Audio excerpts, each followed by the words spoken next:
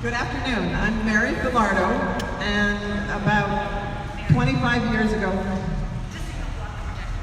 don't block the projector at my arm. Yeah, there you go. You got it. Can I move this out a little more? Maybe not. Okay. Just don't move that. Don't move this. Move this way. Sorry. Okay. 25 years ago, started an organization which we sort of oddly named the 21st Century School Fund. It's oddly named because we've never had really much money at all.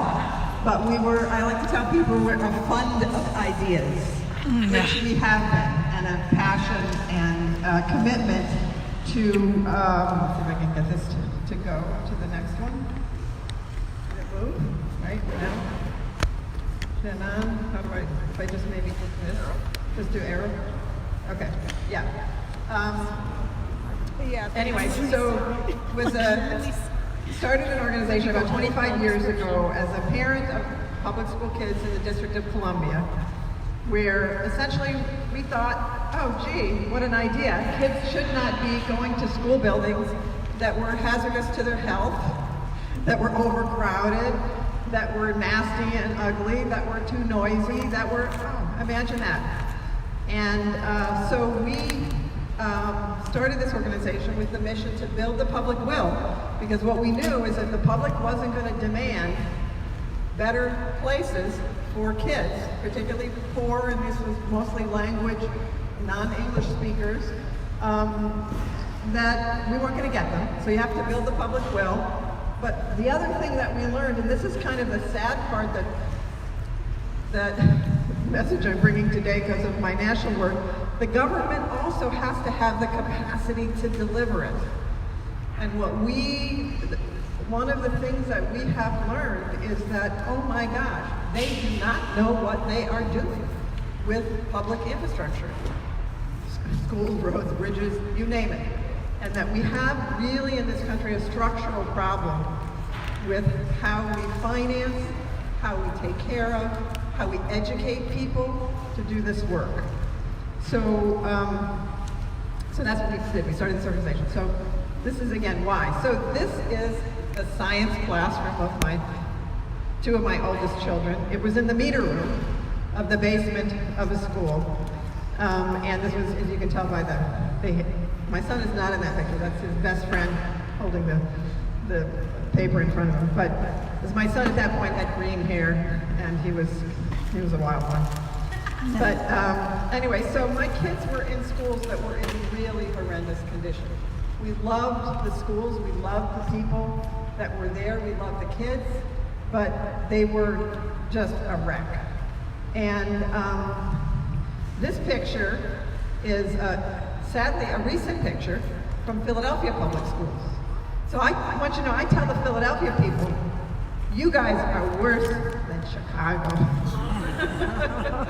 And they are. They are horrendous. There was a whole series of articles about a little 6-year-old who got lead poisoning from the flaky ceiling paint falling onto his desk, and he would kind of clean it up by eating it.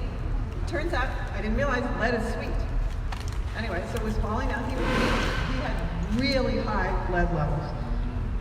And but this is not unusual for Philadelphia, and sadly it is not unusual in so many of our schools. So the other reason that we're involved in this is not only because the conditions are poor, because the conditions could be poor and if school buildings didn't matter, well, okay, it's sort of a marginal issue, but schools really are, these places for education. They really are where we're feeding millions and millions of children. It's where we are doing after-school programs and adult education and health. And the other thing, of course, that we've been using nationally to try to get a little more attention to the schools is they also are really important first responder centers, shelters. They actually have very important roles in terms of overall issues of kind of climate change and other kinds of both natural and human hazards. So I need my glasses for these. I don't know whether you all need glasses for this, but The other thing, and normally I do this slide with the national statistics, but I decided to do them with Chicago statistics. The other thing, of course, is the school building infrastructure is massive. So here there's, in 1819, there were about 360,000 children in the Chicago public school building, about 500 public schools. Now, this is a 2011 number, and Sarah, you might have a better number. I have 63 million gross square feet of space. I don't know if that's, it's probably a little less now, but I don't know. This is from what year? 2011. We had built quite a bit. So who knows, it might be more than 63 million, but that, right.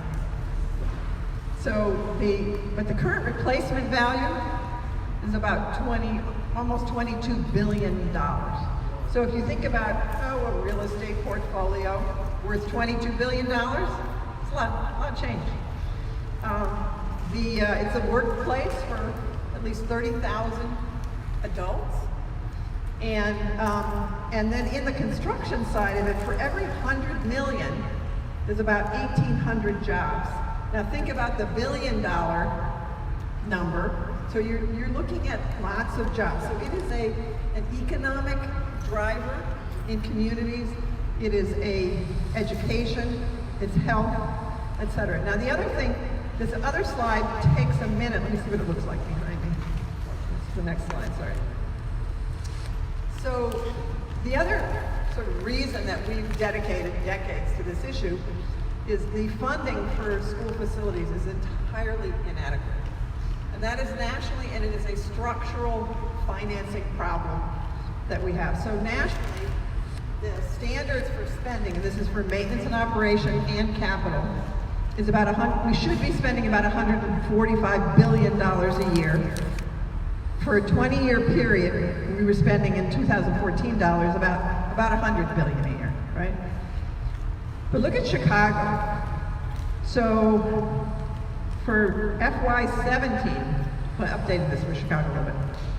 Chicago Public Schools reported to the National Center for Education Statistics, this is their U.S. Census of Government survey, that they had spent $330 million in 1 year on maintenance and operation of plant, is what it's called. This is utilities, custodians, building engineers, repairs, and this is one of the things that gets a lot of our urban schools, security, right? Now, they should have spent, based on the standards that we work to develop with state officials and industry folks, they should have been spending almost twice that, about $650 million a year. So when you all see, they didn't fix this, they didn't do that, guess what? They really didn't fix it. they weren't going to fix it. So that's just on the maintenance and operations side. But on the other piece, for the last 5 years, this was fun, fiscal year 13 to 17, Chicago Public Schools on school construction capital outlay spent about $350 million a year. They should have been spending about $850 million a year. Now what that means is replacing roofs, replacing boilers, replacing windows that have lived their life and no longer are expected to function well. So this is part of the issues that you're dealing with, and frankly, it also is part of what's driving enrollment decline. And some of the exodus from some of the schools that you're seeing. So what we know, and there's really solid research in each of these areas about the facility impact on education. It kind of mediates through truancy and bullying and other kinds of school climate.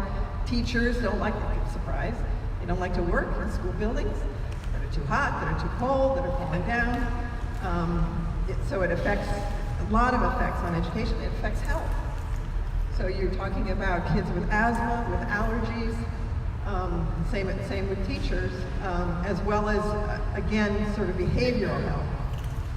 It affects the economy. We know that it affects housing value. If you have a vacant, abandoned school across from your building, your property values are going to be less And there are studies that are showing that when you have, and this is a California study, a bond passes and you spend the money on the school building, that the assessed value of your building, for every dollar you spend on school construction, it goes up $1.50. So it has an enormous impact on the economy, and then certainly in terms of the social capital and the political capital of communities. If you have, particularly a neighborhood school, you have more social capital, you have more political capital to get other things in your community because you actually know the people from your community. There are environmental issues in terms of the land use and stormwater and the amount of energy that you use.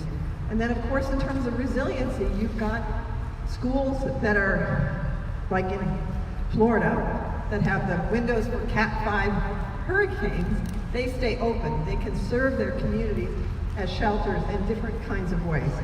So there's so many ways that facilities impact our lives, frankly. But what we also know is the inequity is incredible. There are school buildings that you would have thought you were at the fanciest Ivy League university to go to, and then there are school buildings like you saw where my son and daughter went to high school, and the range is just enormous. So these are the things that have motivated our work, and this is actually the elementary school that we got involved in, and it's part of a public-private partnership. What you see behind it is the apartment building that was built in order to finance the school construction because the city was in receivership at this time and it had no dollars. But anyway, that was a long time ago. So as an organization, what we've done is research. We've come up with technology innovations to better engage public and also to get officials making better decisions. And then we also have been involved in advocacy, a lot in DC, because that's home to me and to the organization. But we've also become much more involved in state level advocacy, and then we now have a national coalition, which we would invite all of you to join, that's working to get federal funding for school infrastructure. So, you know, one of the things that we found is that people have entirely underappreciated the importance and the scale of public infrastructure and the inequity. So we've done a lot of work on this in different states, nationally, and I have to say one of the things, how big is it? So the middle Forum Guide to Facility Information Management is something that I think will be very useful here in Chicago because we got the National Center for Education Statistics to do definitions. So for example, capacity and utilization is defined in there. There's a great little floor plan that shows a 1950s school with a capacity of 650 and an updated school with the same exact floor plan for 250 students, 257 or something like that. And so there's some definitions that you can say, well, this is the national definition for how you do capacity, and so we should be using this. But anyway, so I think there'll be some things in that guide. It's available at NCS, and it's really not easy, hard to find, but we can get that to you. The other thing that we've done out of desperation is we've created little technology tools to make work more transparent. The first one here is, so attendance boundaries. Like, who would trust anybody with their attendance boundaries? Like, nobody. No community. So we were actually hired by the District of Columbia because they had not changed their boundaries in about 30 years. They closed a bunch of schools. They had all this ad hoc stuff. And we knew that, you know, essentially you had to kind of do a truth and reconciliation process because DC has a really nasty, we were a dual system, schools for white kids, schools for black kids, and it's a really nasty history. And so they came to us and we said, okay, as long as you promise that you don't know the answer. we'll do this. But if you think you know the answer, we're not going to work with you. So they said, no, we swear. We really don't know what the boundaries need to be. And they don't, and they didn't. And so we did a little app that had census blocks with all of the kids, and you could move the blocks around, and everybody could see what happens, you know, how the enrollment changed and the effect of that on the community. So again, we did that out of desperation. One of the next ones that we did is called the Joint Use Cost Calculator. And one of the things that happens to schools with the joint use is it tends to be on the school. Like, you have to carry the cost of, you know, supporting these community-based programs. And so we said, well, maybe that's legitimate, but at least let the public know what it costs. And if the school district is subsidizing or not the joint use. So we did essentially the total cost of ownership. And this is online, and one can look at it for a school or a district. There are other things. Oh, I know, this is another thing, which is also very relevant to the enrollment. Projections are a very dicey matter in terms of when you're projecting what's going to happen to a school if you're talking about education planning. So how are these projections done? And one of the things that we did, and this is just on the next year projections, which is related to the school-based budgeting, because everybody's getting their budget tied onto their projections, so every kid counts. And so we made an online portal where the school district had to put out their estimate. The principal and the community got to see it, and they got to challenge it and say, okay, no, it really ought to be this. And you could imagine there's got to be some tech folks in the Chicago area that could do a little portal for utilization. And you could have for every school a sort of a dialogue with the system about what's the utilization and capacity of my school, go back and forth so that it's an official part of the process rather than it being, oh, we just got somebody with a spreadsheet saying this is your building utilization. So the technology tools, and Chicago's got lots of resources of people who, we had there's these young coders, they just get together and all they want to do is eat pizza and code, I guess. And so, but I think Chicago's got some of that here as well, and they can develop some of these things. So these are going to be things to amplify some of the ideas and some of the issues that you all are addressing. So those are some things. The other thing that we've done, we don't do anything to scale because we're too little, but we're always testing ideas. And when we started out, this is the Oyster School, Oyster Bilingual School, where my kids went, and it was torn down and a new one built in 2001. It was the first new school. You all had some new schools in the 90s, but this was the first new school since for a generation. There had been no new schools in the District of Columbia. We've been losing population, dropping like a stone. So that was one of the projects we did. The other one we did was there was an elementary school. So DCPS is the neighborhood school sort of system run by the mayor, unfortunately. And then there was a charter school that was right next door, and it was trying to take the land. And so they had come to us because we had done the public-private partnership and said, would you help us? And I said, no, well, not unless that elementary school that's next door gets a modernization as well. So we worked with them, and it created a community learning center that was for the high school and this elementary school, modernized the elementary school as well as the high school. So we've been involved in some of these financing things. And the other thing that I mentioned to this group over here, which is worth knowing about and looking at for your neighborhoods, is the opportunity zones. So in the 2017 tax law, there are opportunity zones. There are census tracts, high poverty census tracts. We looked at them. They're about 70% free and reduced lunch in the schools that are in these opportunity zones, and about 70% minority. And they are all through, the city here, they're through the state. The governor set the opportunity zones. Anyway, there are opportunities to figure out how to get some resources into your schools from some of the for-profit developers or businesses that are trying to save on their real estate tax. And that's sort of a whole other piece, but it's something, excuse me, as you're looking at these issues that you might want to pay attention to. The other thing we've done, and I have to say, Illinois has been a complete, underperformer as it comes to states involved in ensuring equity in school facilities. I understand now from Sarah that there is, how much money? 150 million, something like that? It's not even up to the 200 million. Right, that was for the whole state, right. But even having them involved a little bit will help. The other thing though, but state law is actually going to be important and worth paying attention to for the statewide organizations.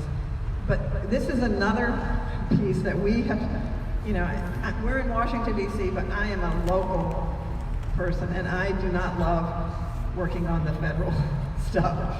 But what we decided after doing a study back in 2006, and we looked at, now remember, big crash, 2008, Great Recession, but up until that time, things were going like this. So we wanted to look at, was there a trickle down?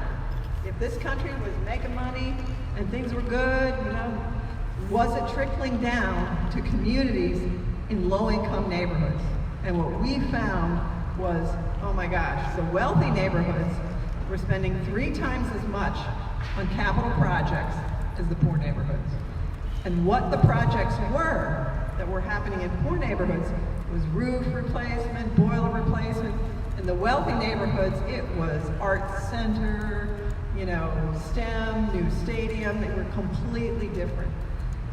And so we thought, look, there's just no way that we're going to get to an equitable system, even close, if there's not some federal place to really get dollars to the highest need, lowest wealth schools. So we have been working on this. There is legislation which is really solid, which is not going anywhere until maybe 2020. That is, so we've been meeting with people on the Hill and trying to educate them about the importance of school infrastructure, trying to get it, it's like, I tell folks, the big boy table and infrastructure doesn't have schools. They're like, okay, girls, you girls in the schools, sorry for the men in the schools, but that's sort of the way it seems still. You don't have a road to build, you don't have a bridge to build, like you guys are just playing. And you tell them, well, we spend $100 billion a year. It's almost neck and neck to highways in terms of the amount of capital dollars that are being spent is schools. But it's spent in such little pieces that people don't get it. So we've been working to educate on these issues and, making progress, but we're a tiny organization. There are 5 of us, and we, keep real busy. But there's a lot of other good folks out there doing good work, as you are here.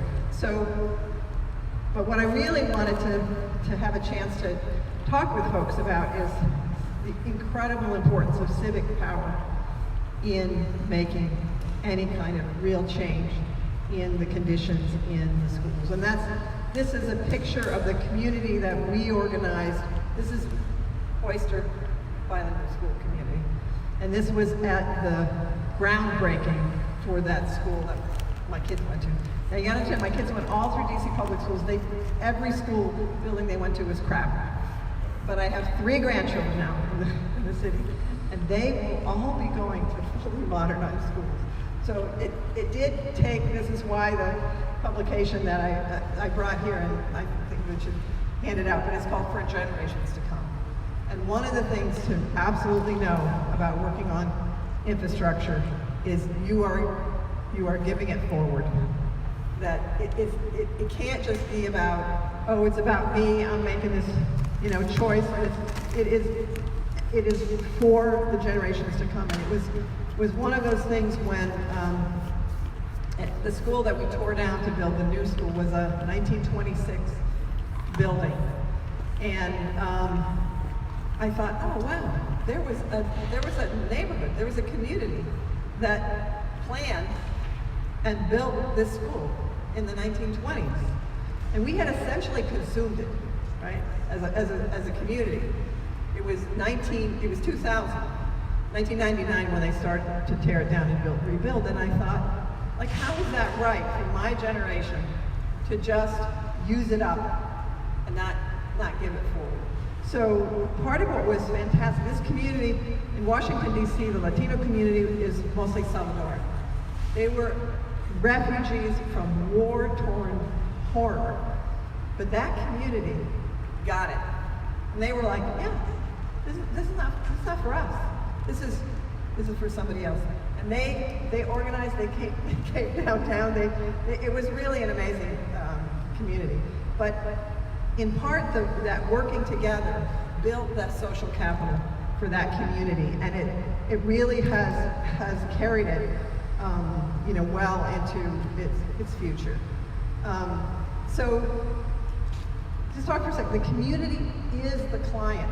Now, they do not treat you like the client. They treat you like a nuisance. Like, why should we listen to you, or why should we bother with you? But one of the things that is, a little sad, Cecile, because I felt like in the presidency, I was like, oh, there are other cities that are really doing this right. We have doggedly chased this in Washington, D.C., and really made some progress. But the truth is, the school people, they do not know how to manage school buildings. They don't know how to manage the data. They don't know how to analyze it. They don't. And there's so many problems in the field of public sector planning, management, and so it's kind of industry driven. So it's industry driven. I've heard you guys say Armark and Sodexo are doing the maintenance and operations. Well, you can be sure you are paying far more for that than if you were able to do it in-house, but they really don't know how to do it in-house, so they contract it out. Chicago in the 1990s contracted out all of its capital programs, and they paid 3% of the value of their multi-billion-dollar capital program to, I think it was De Stefano, or they probably created another name for the LLC, but they didn't know what to do. They just were like, here, you guys do it. And part of the problem is that even I understand there's a vacancy as head of capital programs in Chicago Public Schools. The construction professionals that have those jobs where they're running multi-billion-dollar programs, they're making $400,000 or $500,000 a year, right? They have huge staff and support that are also making really high salaries and that are really, experienced, trained people.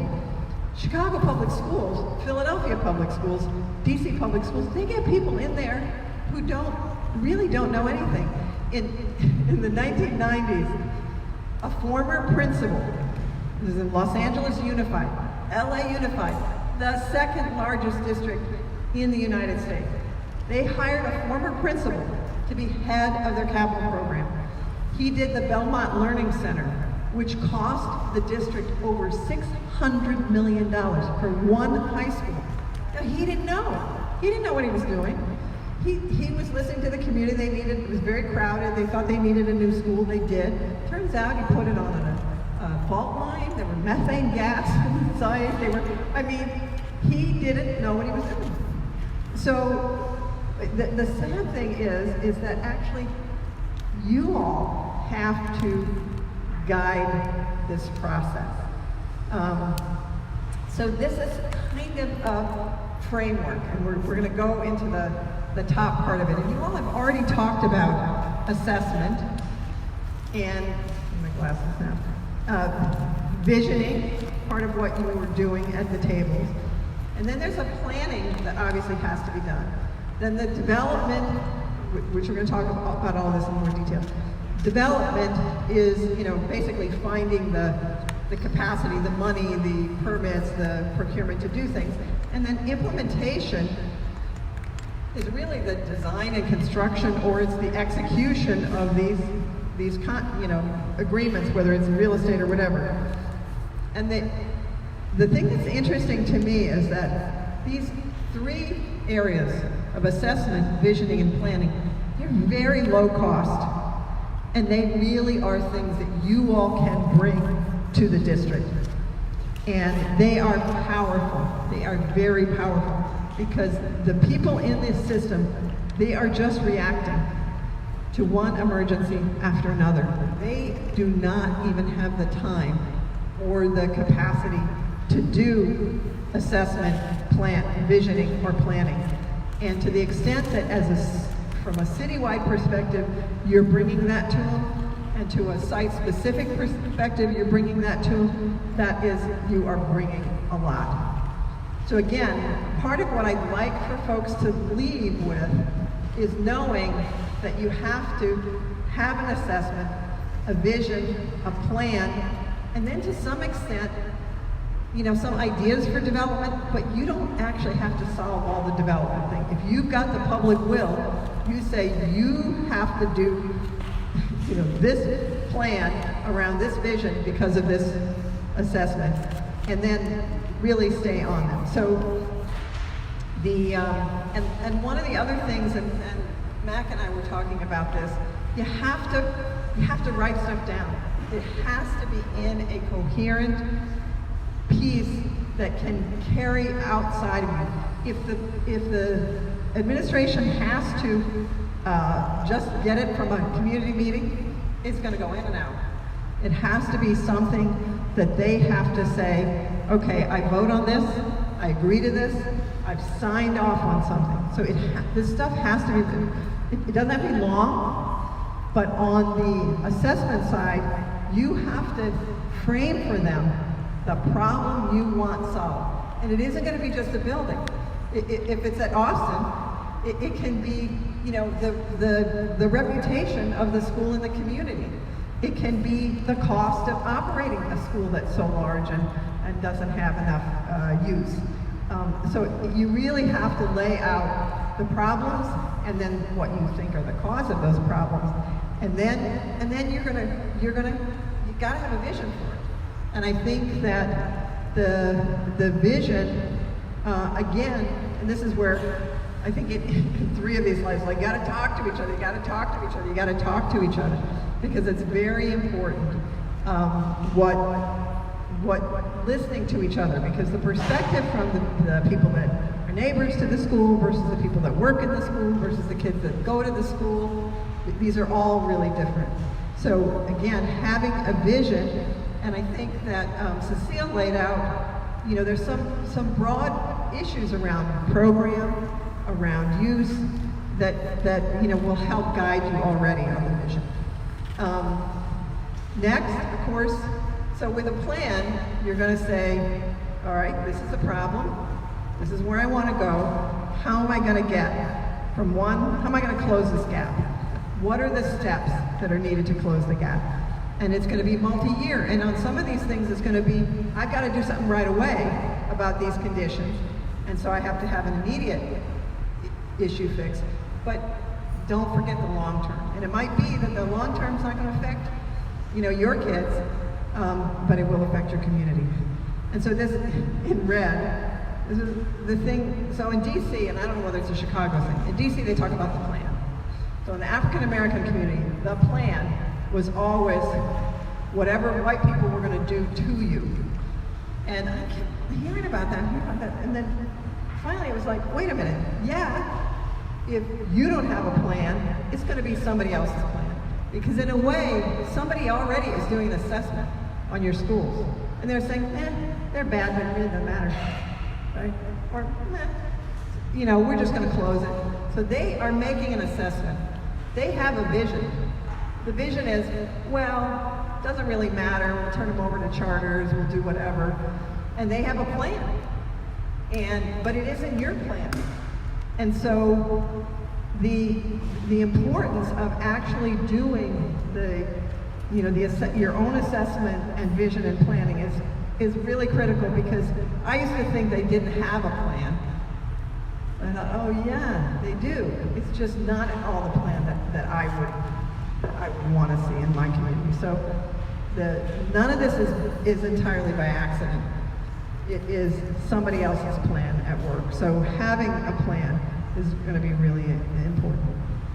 So development, and this was sort of like the community role is kind of advocating and oversight at this point, because you have to, and this is where I was saying sort of the important part of writing it down is you actually have to get it in official government documents. Your plan has to be voted on.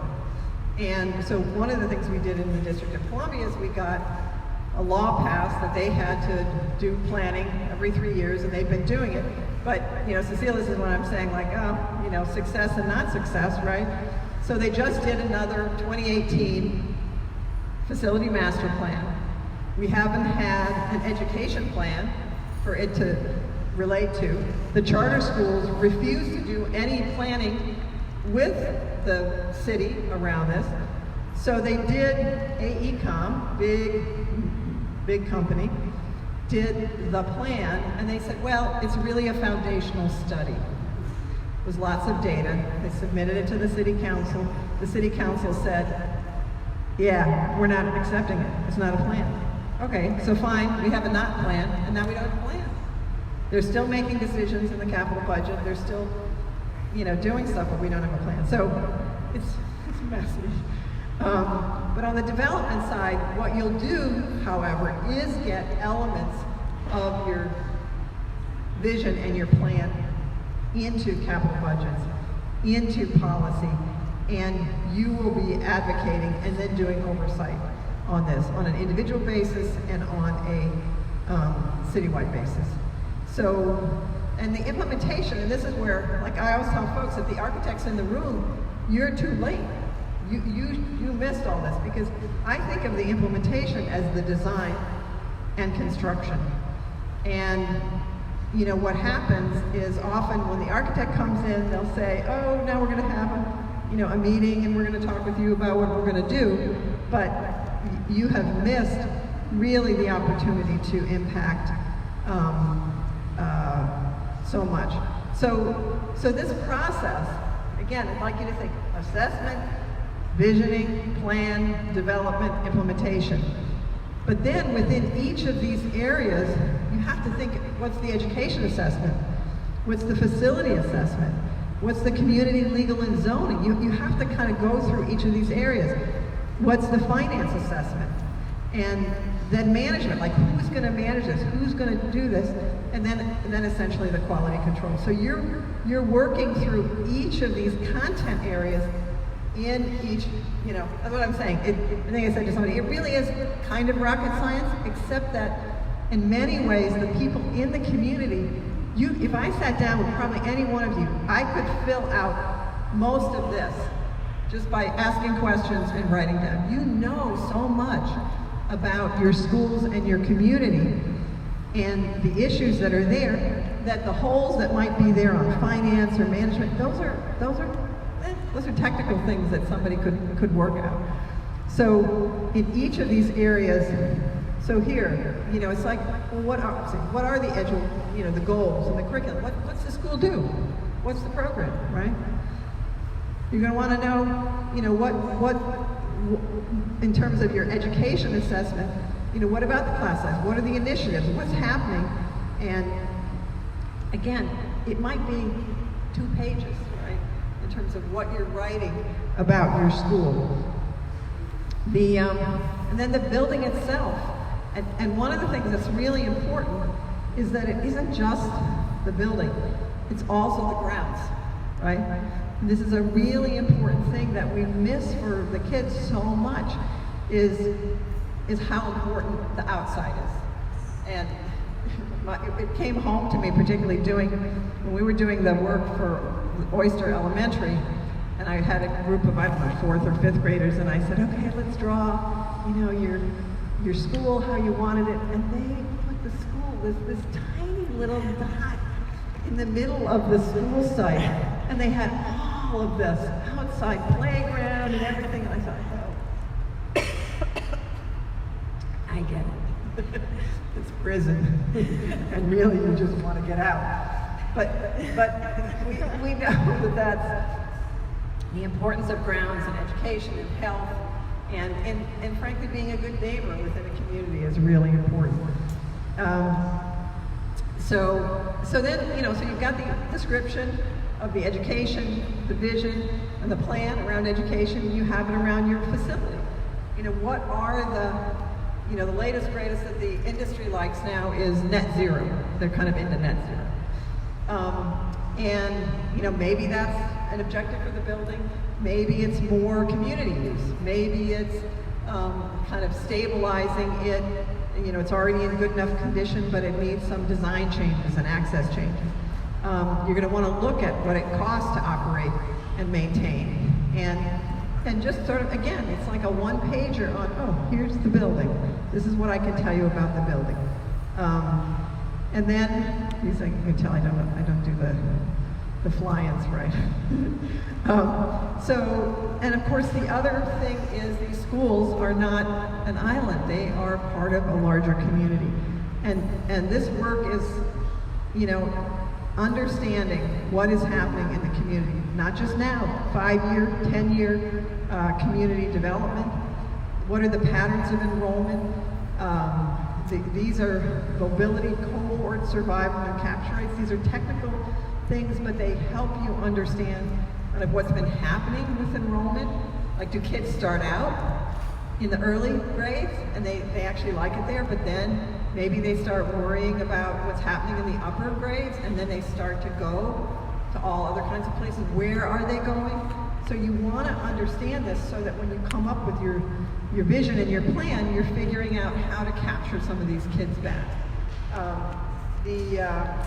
One of the other things, there was a group that came to us to join the national coalition called Generations United. And they are an interesting group. I only know a little bit about them, but I love them, probably because I'm 65 now, right? So I know of the other generation. And but they're looking at, you know, what's happening in terms of, you know, here we've got places, elementary schools, and we've got children, but there might be a lot of seniors in the community. Here we've got a kitchen, right? Could we be doing meals from the elementary school kitchen? Can we be doing other kinds of programming for seniors in the community at these places that are underutilized? So really thinking about and knowing who's in your community and thinking about what can be done for seniors. One of the,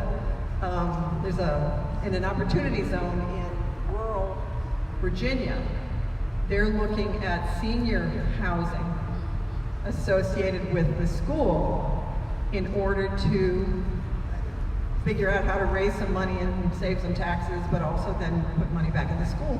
But with the idea that kids can learn, you know, about as aides, kids can learn about elder care. So I think that as we're thinking about, you know, adaptive reuse of some of our buildings, it might even be that there's senior housing. You know, that we're not necessarily thinking of the, you know, it's affordable senior housing, right?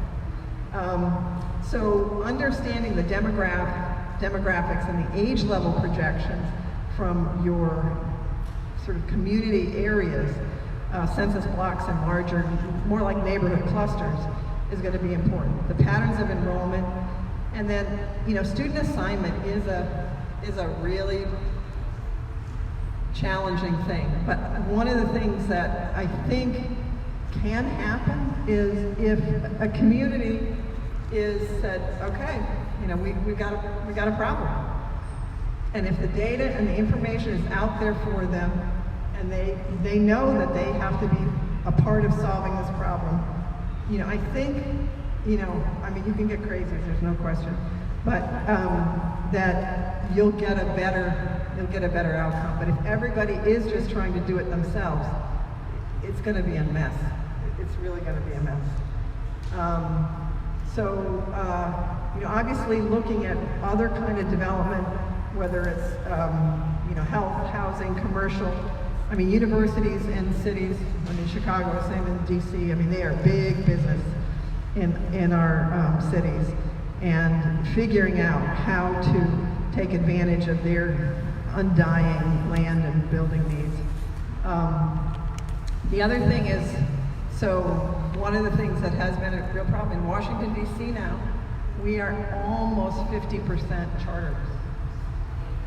And so and we have a whole coalition that we help support on, trying to have neighborhood schools survive. But it is a real problem. I mean, we got used as Congress gave us the charter law. So, we've sort of been in the target on that for a long time. A lot of national money. I mean, one of our least favorite groups was IFF. That came in and gave us how many good seats do you have versus bad seats? Huh? You have the same report, yeah. It was a terrible report. But anyway, so that's a real issue, and part of the reluctance on the city side in DC for planning is it's like they keep reacting to a charter opening and a charter growth and whatever, and so we are now saying, no, you have to plan to invest and grow is our mantra now, invest and grow. And we're saying you need to be at least, now the whole city is only 90-some thousand kids in the public schools. About 50,000 are in DCPS and 40-some thousand are in the charters. And we're saying, no, we're gonna be at 65,000, you guys figure it out, right?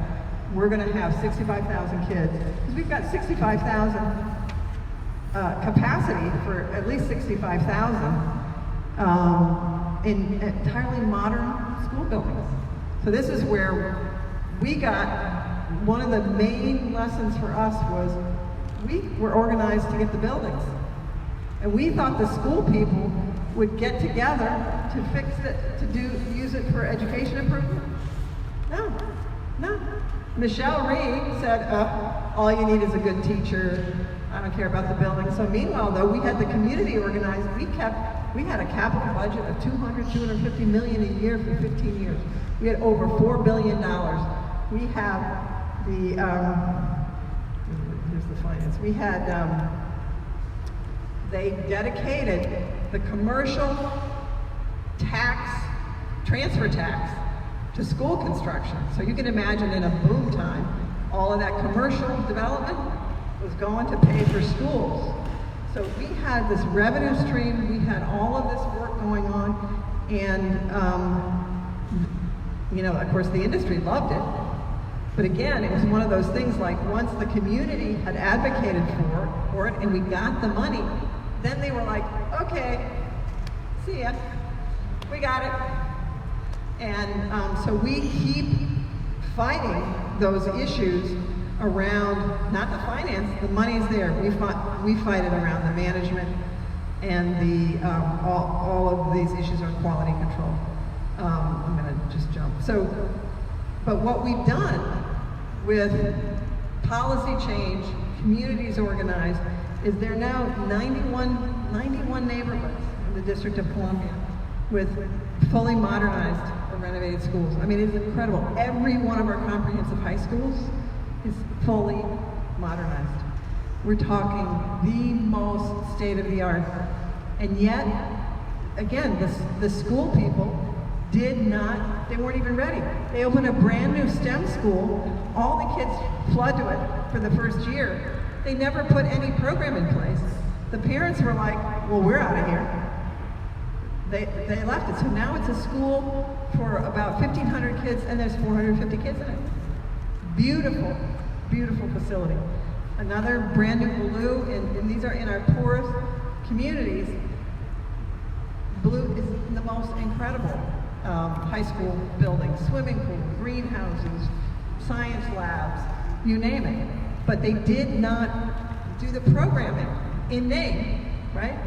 But they didn't actually get how the school piece and the building piece needed to go together. And so, I mean, it's not like we weren't trying every step of the way, but we still are just coming out of, a grueling fight with our mayor because, of course, they decided they need to increase their enrollment. So how do they want to do it? With application high schools. So they are expanding the highest performing high school called Banneker High School but they decided to move it to a location in a neighborhood where they were desperately needing a middle school for the neighborhood. So, you know, and we fought and fought and fought, and at the end of the day, the only thing we got, and it shocked the mayor, she was so pissed, is we said, okay, if you're gonna take that site, you gotta give us the old high school site, because it was a much bigger site, it was actually a bigger building, and it was better. We couldn't figure out what she was doing, but we think she had promised the high school site to a charter school. Never came out, but we got on the, so this is for you guys that follow your city politics. So last reading of the budget, they're on the dais arguing for 3 hours about this one thing. They've got a $15 billion budget to pass for the city, and they're arguing about this one school. And finally then, when we lose the vote on keeping Banneker High School right across from Howard University, I mean, it was the stupidest thing for them to move it. So we lose that vote. Then we had already teed up the council members to introduce an amendment to the budget that says, okay, then that middle school that you're taking from that other neighborhood, it's going to the Banneker site, and it's going to be located there. And the phones start ringing on the dais, the mayor's people start running into the council chambers. They're like, they did not see that one coming. And so we're still going to have to, we know we're still going to have to fight to keep that, because there's something, and we can't even tell, there's something going on. We don't know what we just don't know quite what it was. It never made any sense. And we brought her a proposal to put affordable housing. This is in a gentrifying neighborhood. Affordable housing in the middle school. Now, you know, so, I mean, I have endless respect for the work that you all do, because it is really hard. It is really hard stuff, but it is so important. And it, you know, when you take, you know, this is where I say, we got the money, and we have better buildings. And our schools, you know, when you look back over 20 years, they're a little bit better. But we were not able to capture the educational kind of change that you really could harness to the building change. And I think you all can, actually. I think that the educators are getting a little better at it. I think the industry is understanding it a little bit more. And, you know, and I think, I mean, this was years ago with Neighborhood Capital Budget Group. I mean, Chicago, you have incredible resources here in terms of planners and, you know, yeah, I mean, that you all, I think, can learn from some of the mistakes that we've made, and I think that you've got some real opportunities now. And like I say, so you got $1 billion capital budget. You can see that money is here. The challenge is going to be what's the vision and what's the plan for what to do with it. And I know initially when we were doing the dollars, we even got them very equitably allocated. You know, it was because there was so much of it. But I think, let me just stop and give folks an opportunity to go like, way too much. But, you know, to see if there's any kind of questions or comments or, you know, as you all, yeah, Sarah. I'm sorry if you covered this thing yesterday, but all that lobbying you did with Jeff last year on Capitol Hill. Yeah. So one of the issues I think we face here in Illinois and Chicago is how much this goes over everyone's heads. They Right. can't, I don't know, it's like everyone goes to school, but I'm having a hard time talking to politicians about the planning process for 515. Right. Which is actually 650 through all the Charters, which right. are in Catholic buildings and private buildings. Right. Sometimes the CPS buildings. And so I feel that, you know, we have a law to protect us, but it's not being enforced, and we're monitoring it. And the missing key piece is we can't get any elected officials, either aldermen or state people, to understand what this is, to go after CPS to be like, look, you have a law that you're violating. Right. You are required to have this process. You're required to be transparent and put this online and, you know, blah, blah, blah, blah. Well, she said, that it's been very hard to get public officials to kind of get their heads around even the issue of infrastructure planning and investment and sort of, and that there's a law that they need to be following associated with these processes. And, I think one of the things that has taken me so long, sometimes I think I must be such an idiot. To me, it's always been how complicated is it?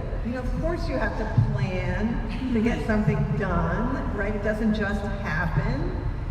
But I think it's really complicated, and I think that we underestimate, for people that have been involved in influencing change and social change in their communities or in their schools, the sophistication that you kind of take for granted in terms of what people do. And I think it needs to be broken down. This is what I've learned from the lobbyists that we hired then in Washington, D.C. Mary, too complicated. Too many numbers, too many things. It's got to be simpler. So we sort of talk about the scale. Okay, equal to or bigger than highways, right? Okay. And then we talk about, sort of the impact. They love the nasty photos. They love. Well, I think for peers is one thing, but when you have schools on one community getting additions where the wealthy people live, and then 2 blocks east where the low income people are half empty, and it's there's a huge equity Right. issue right there. That people don't see that. No. They only look at the addition in this school, and they don't look at the ramification and half a block away. What are you doing? Right. And that's where some of the data visualization stuff on maps can be really helpful. And when we did our growth and disparity report, over 10 years ago now, we were looking at, census tracts or zip codes we were looking at. And basically just said, rich people, they got this, poor people got that. Jeff in California did it by school district looking at assessed value. Now, you could look at it for, kind of housing value or, income of families, like how much did families that are in income levels of, 20,000 or below, what are the capital investments in their communities compared to others? There's different ways to do it, and I think, but this is where, to some extent, and I think tomorrow you're going to be working on some of the citywide pieces, but it's what is your vision for the city, right? Is it, and this is where, right now, Philadelphia is going to do its first master plan, but they got it all wrong because they're thinking already about how they're thinking equity, but they're not really thinking equity. They're thinking, well, who gets what, and, it's going to be a dogfight in Philadelphia. And what they should be saying is, and this was, I think, the advantage of what we did in DC, we said every school should be modernized, period. If you have a school that you got, it should be a modern public school. And so, and then we also said, well, they can be small schools or they can be big schools. We didn't sort of say, but if it shouldn't be modernized if there's less than 500 kids in it or something like that. We didn't go there.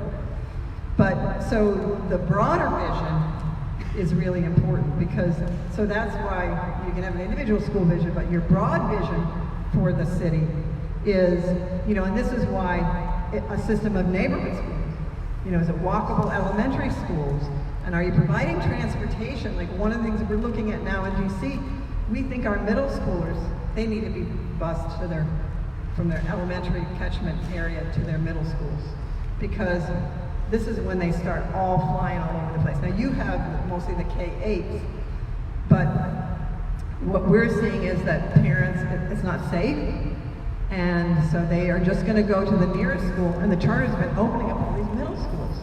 And so they're catching them there, and then they're trying to make feeder patterns, which they're not supposed to be able to do. But of course, parents want predictability, so they want feeder patterns. Anyway, so there's the vision for where you want to go as a city is going to be really, really important. And then you can work your way back. Again, well, here's we think the problems are. Here's the vision. Now how are we going to get there? And I don't know whether you get $1 billion 1 year or you've got $1 billion for 5 years. You know, $1 billion a year, do you have $5 billion or you have $1 billion? It's a big difference. And so really looking at that and seeing, you know, sort of then what's the plan? But the vision is, you can see citywide is still not there. You know, I'm not hearing a citywide vision. Yeah. Have you seen any really good practices around really getting good community engagement, and how are you quantifying like opinions? Have you seen any good practices around that? Yes. So, and it's one that actually we did on student assignment. We did a series of, we did it with a social psychology professor and her students from Georgetown. And so we did a series of focus groups with a, you know, set protocol. And we recorded them and we went through them and we did a report, and then we brought those back into larger community meetings. So we weren't, it's not that we were trying to quantify, oh, this many people said they thought walkability was important, and this many people said program, and this many people said, it was just really working and looking for keywords and looking for key ideas. And then we brought them back to the community, and we started with, you know, what are the values associated with, you know, where kids have the right to go to school and what schools do they have access to? What are your values? Like, what do you care about as parents, as community? And so we went through a process to get consensus on the values, because we said, okay, how are we going to know if when we redo the boundaries of the student assignment policies, we got it right or not? So we're going to look back at our values and see whether or not they're consistent with the values.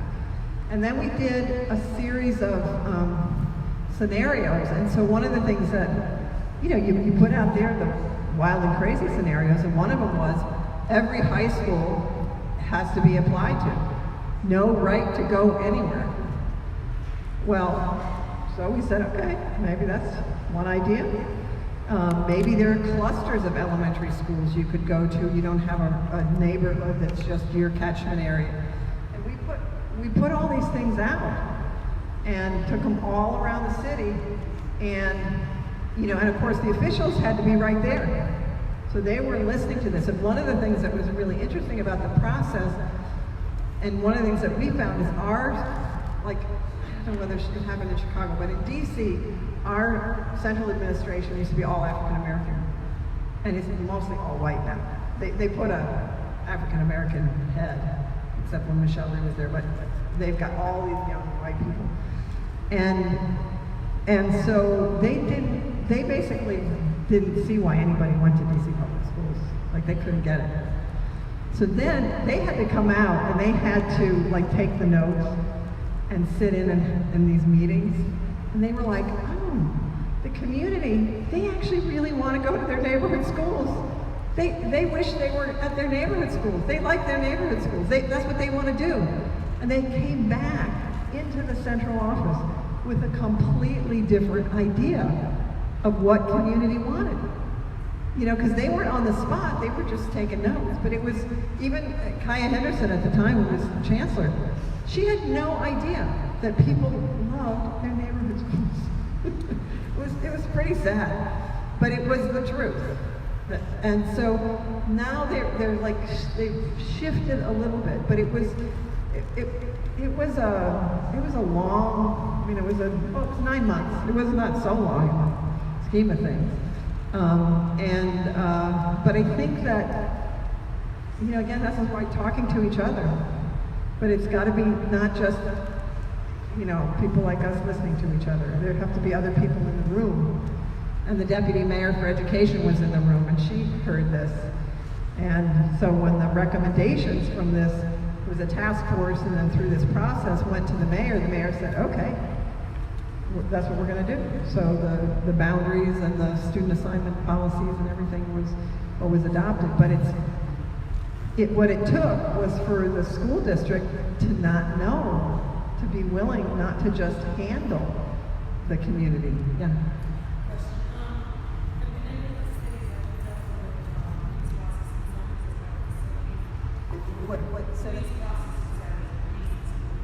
Well, the police are in all of these schools. I mean, well, they only deal with it as a facility issue in terms of when they're designing for safety and security. So they do a better job of designing for safety and security. It's still, I mean, for us, you know, having the kids all go through metal detectors when they go in, we think it just tells you right there, you know, kind of what they really think of the kids. So they don't get backed up so much. They don't, you know, there's elements to it that are better, but it's not been something that they. And on the design side, they'll say they, you know, work on, which I know they do, sort of security and passive security once they're in the building. There's definitely much more that's going to.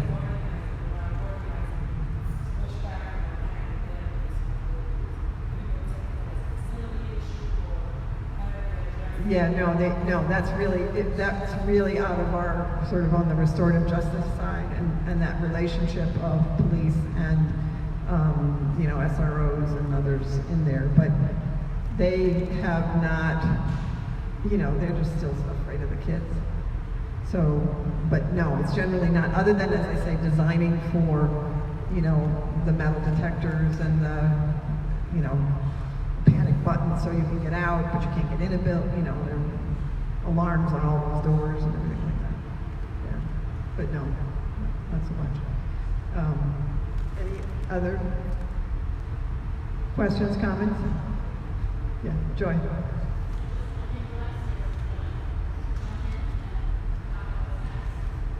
Yes.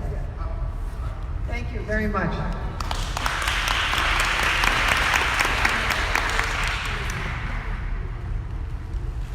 Thank you so much, Mary. It seems a little bit overwhelming, and so Jenny's put together on the Raise Your Hand website some easy links to a lot of these resources because there's a lot of policy, there's a lot of interaction between different local level and state level agencies, but I think, you know, the fundamental message is if you develop a plan and you present it to the district and you push for it, then it's possible for it to come to fruition, right?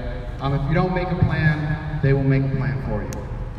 And so the next step, we're going to return to our working groups and think about, you know, one significant issue at your school or in your community related to facilities and planning. So, you know, we were talking about Austin, you know, there's 3 under-enrolled high schools. What's the root cause of that problem? There may be 3 different, right? Decreased school-age population, students leaving the community to go to other high schools, particularly, you know, Michelle Clark, and then potential solutions. And so based on those 3 problems, you may generate some potential solutions, anticipate the obstacles to those solutions or remedies, and then think about what your next steps might be. So just to help as a reference, 21st Century School Fund produces a lot of these reports that are really designed for practitioners. You know, there's data and analysis, but there's also practical tools for developing plans. So we're going to take about 45 minutes, work in small groups, report back, synthesize, and then enjoy our weekends. I have just, when we report back, just one note, it would be great if you could do it on a giant piece of chart paper, following the visual format that's just flowing from the root cause of the problem to the solutions, to obstacles, to actions. You can do a landscape format. You can put 2 of them together. You can put 5 of them together. we have enough chart paper to make that happen. So again, the groups were Austin, Southside, High Park, there's another Southside. Yeah, so we're doing West Side and Southside. Yes, detailed instructions, the back of the sheet. Yes, and these will be at the table. We will reconvene in 45 minutes. There is still coffee left. There are still sandwiches. There are still muffins if you need a boost of sugar.